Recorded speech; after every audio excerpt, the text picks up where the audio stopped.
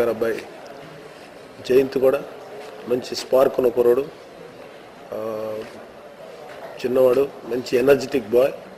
డెఫినెట్గా తను కూడా ఒక మంచి పేరు సంపాదించుకొని తెలుగు ఇండస్ట్రీలో ఒక మంచి హీరోగా స్థిరపడతాడు నమ్ముతున్నాను. ఎందుకంటే భానుచంద్ర మనకు ఒక యాక్షన్ హీరోగా మనందరికి బాగా పరిచయం వ్యక్తి, యాక్షన్ అండ్ మాస్ హీరో.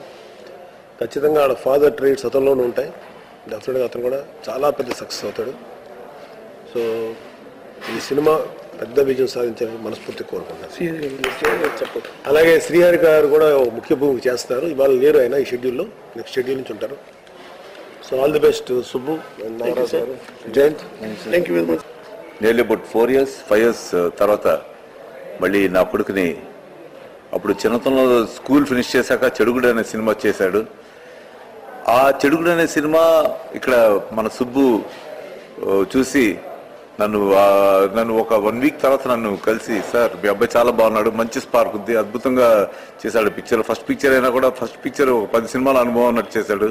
ఆ అబ్బాయిని నేను ఎప్పుడైనా డైరెక్టర్ అవుతే మీ అబ్బాయితో తీస్తాను అని అప్పుడు చెప్పడం జరిగింది. తర్వాత 3-4 ఏళ్ళు అయిపోయినాయి, నేను ఆ సంగతి మర్చిపోయాను. ఒకరోజు సుబ్బు మా ఇంటికి వచ్చాడు. వచ్చి, సార్ నాకు మంచి ప్రొడ్యూసర్ బ్యాకింగ్ చేస్తున్నారు సార్, మీ అబ్బాయినే లవ్ స్టోరీ అనుకుంటాను, మీ అబ్బాయి డేట్స్ నాకు కావాలన్నారు. అలాగనే సుబ్బు మరి ఇప్పుడు అతను తమిళ సినిమాలు 2-3 కమిట్ అయ్యాడు చేస్తానంటే అదంతా నాకు తెలియదు సార్, మీరు డోంట్ గివ్ ఎక్స్క్యూజెస్. నాకు నా సినిమాలో మీ అబ్బాయిని హీరో అనుకున్నాను, అప్పుడు నేను ఎలా ఉన్నాను ఇప్పుడు కూడా అలాగే ఆ మాట మీద ఉన్నాను. మీరు నాకు అప్పుడు ప్రామిస్ చేశారు, ఇప్పుడు కీపప్ చేయాలన్నారు. నేను ఐ కుడ్ బి, నాకు కొంచెం శారీరకంగా కొంచెం హ్యాండిక్యాప్ అయ్యొచ్చు, but I can make the film beautiful అన్నాను అని చెప్పాడు Subbu. Like to thank my director sir Subbu and my producer sir Nagaraj for this opportunity, and me blessings though I hope this movie will do well. Thank you.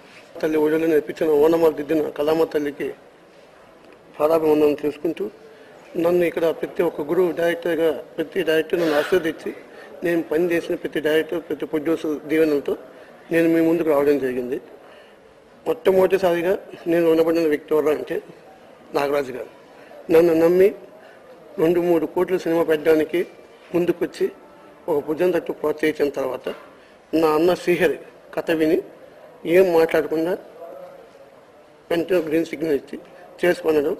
ఆ తర్వాత ఒక హీరోని ఎన్నుకోవడం, ఆ hero గారు బాంచన కొడుకుని నేను చేసుకుని సాధారణ వెళ్ళి వచ్చిన అప్రోచ్ అయితే ఒక లైన్ వినిన తర్వాత బాబుకు కథ చెప్పిన తర్వాత వెంటనే ఇమీడియట్లీ డేట్లు ఇవ్వడం, షెడ్యూల్ స్టార్ట్ చేయడం జరిగింది.